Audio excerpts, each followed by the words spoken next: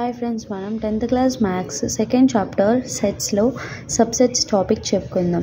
Subsets అంటే formula గుర్తుంచుకోండి, 2n⁻². Okay, అంటే సపోజ్గా మనం ఎగ్జాంపుల్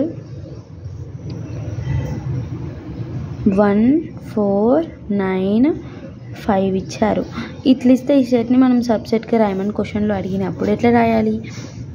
1 4 9 5 సపరేట్గా ఒక్కొక్కసారి రాయాలి ఫస్ట్.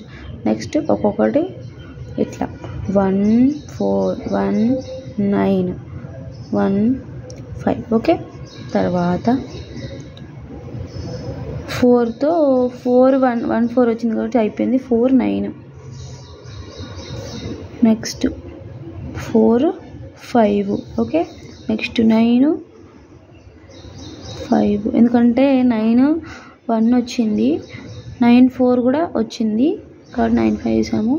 నెక్స్ట్ 5 1 వచ్చింది, 5 4 వచ్చింది, 5 9 వచ్చింది. నెక్స్ట్ టోటల్గా 1 4 9 5 టోటల్ మొత్తం చేయాలి.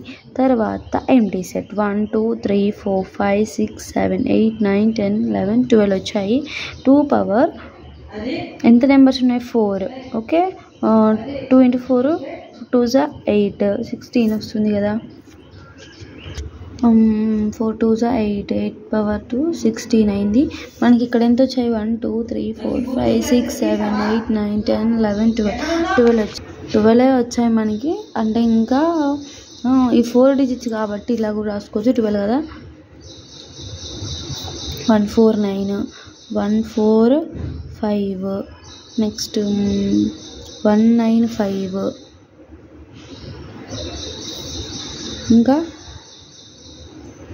ఇంకొకటి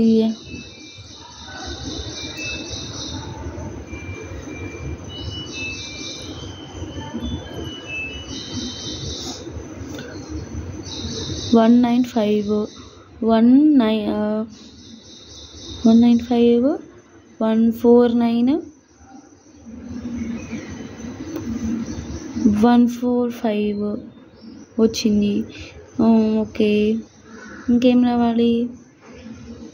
5 1 4.